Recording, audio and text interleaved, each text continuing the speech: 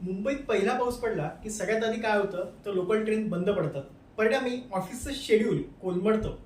Couples marine ड्राईव्हवर जाऊन बसतात. पण आता हा पाऊस फक्त वैताग आणणारा किंवा रोमॅन्टिक राहिलेला नाही, तर थेट दलाल सीटवर म्हणजे शेअर बाजार आणि कमोडिटी मार्केटमध्ये पैशांचं गणित ठरवणार आहे.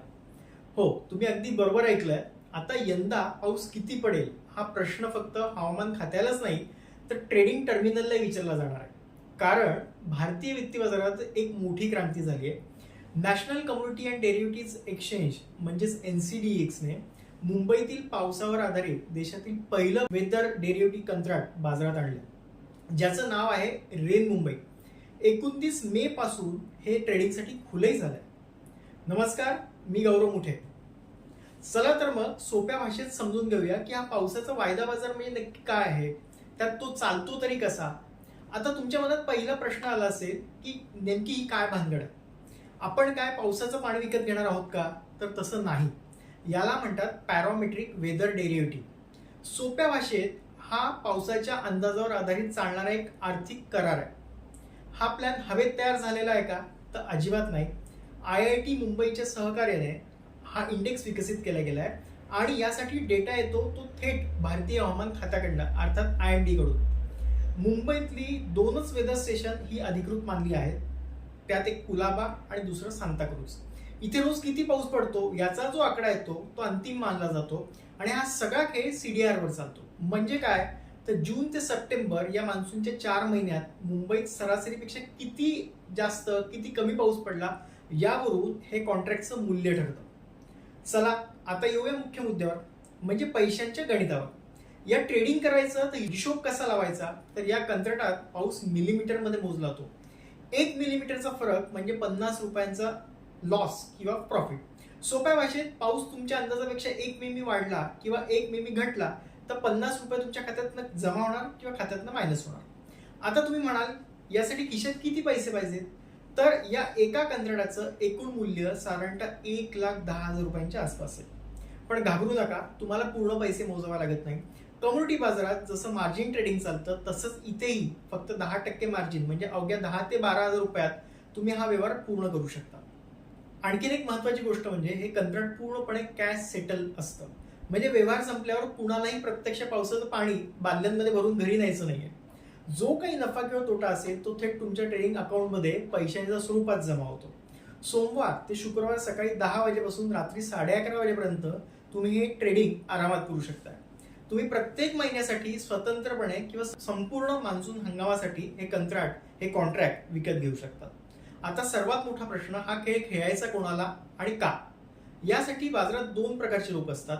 एक म्हणजे हेजर्स आणि दुसरे स्पेक्युलेटर्स, जे बाजाराच्या चढ उतारावर नफा कमवायला येतात.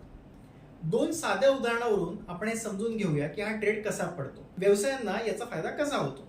पहिलं उदाहरण, समजा एखादा मोठा बिल्डर आहे, त्याला भीती आहे की जुलै महिन्यात मुंबईत धोधो पाऊस पडेल, काम ठप्प होईल, बंद होईल, मजुरांचा रोजचा खर्च हा फुकट जाणार आहे. तो काय करेल, रेन मुंबईचं जुलै महिन्याचं कॉन्ट्रॅक्ट खरेदी करेल. जर खरोखरच प्रचंड पाऊस झाला तर साईटवर झालेलं नुकसान त्याला या कंत्राटामधून मिळालेल्या नफ्यातून भरून काढता येईल. दुसरं उदाहरण बघूया. आईस्क्रीम किंवा कोल्ड्रिंक कंपनी आहे आणि या कंपन्यांचा अख्खा धंदा हा उन्हावरती चालतो. जेवढं ऊन जास्त तेवढा खप जास्त. मान्सूनमध्ये जास्त पाऊस झाला की आईस्क्रीम किंवा कोल्ड्रिंकची विक्री ही मंदावते. तर या कंपन्या काय करतात किंवा करू शकतात, पाऊस जास्त होण्याच्या अंदाजावर कंत्राट खरेदी करतील. पाऊस जास्त झाला आणि विक्री घटली तर तिचा व्यवसायातील तोटा हा एक्सचेंज मधील त्या नफ्याने भरून काढतील. याच पद्धतीने लॉजिस्टिक कंपन्या, ट्रान्सपोर्टवाले, अगदी छत्री, रेनकोट बनवणारे, बँका या देखील याद्वारे हवामानामुळे होणारा नुकसान किंवा जोखीम ही भरून काढू शकतात. आता तुम्ही म्हणाल यासाठी तर पारंपरिक विमा असतोच की, मग याचं काय गरज? तर विम्यामध्ये पाऊस पडल्यावर अधिकारी येणार, पंचनामा करणार, नुकसान भरपाईची पाहणी करणार, मग वर्षभराने क्लेम सेटल होणार आणि मग पैसे मिळणार. पण हे डेरिव्हेटिव्ह वेदर इंडेक्स म्हणजे पॅरामेट्रिक मॉडेलवर चालतं. इथे पंचनाम्याची गरज नसते. हवामान खात्याचा जो डेटा आहे त्यावरून क्लेम हा सेटलमेंट होतो, म्हणजे अर्थात कॉन्ट्रॅक्ट पूर्ण केला जातो.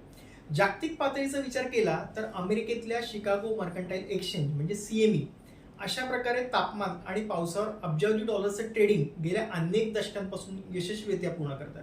भारतासारख्या मान्सूनवर अवलंबून असलेल्या अर्थव्यवस्थेसाठी हे भविष्यात अत्यंत फायदेशीर ठरेल. जर रेन मुंबई हिट झालं तर येत्या काळात रेन चेन्नई किंवा रेन दिल्ली असेही करार पर्यायाने आपल्या बाजारात येऊ शकतील आणि त्याचाही फायदा प्रत्येक इन्व्हेस्टर घेऊ शकेल. तो अर्थात मुंबईत राहणार असो किंवा दिल्लीत राहणार असो. थोडक्यात काय, मुंबईचा पाऊस आता केवळ चहा टपरीवर भजी पाव खात चर्चा करण्याचा विचार राहिलेला नाहीये, तर तो अधिकृतपणे एक नवा ऍसेट क्लास बनला आहे. आता आगामी काळात मोठे कॉर्पोरेट्स या रेन फ्युचर्सला कसा प्रतिसाद देतात यावर मार्केटचं भविष्य अवलंबून असेल. तर मित्रांनो, यंदाच्या मान्सूनमध्ये तुम्ही पावसाचा अंदाज फक्त छत्री घेण्यासाठी लावणार की ट्रेडिंग टर्मिनलवर ट्रेड करण्यासाठी? आम्हाला खाली कमेंट करून नक्की सांगा. तुमच्या ओळखीच्या त्या मित्राला हा व्हिडिओ नक्की पाठवा जो दर पावसाळ्यात आज किती पाऊस पडेल याचे अंदाज लावत बसतो. कदाचित तो पुढचा रेन ट्रेडर असू शकतो. व्हिडिओ आवडला असेल तर लाईक करा, शेअर करायला विसरू नका. धन्यवाद.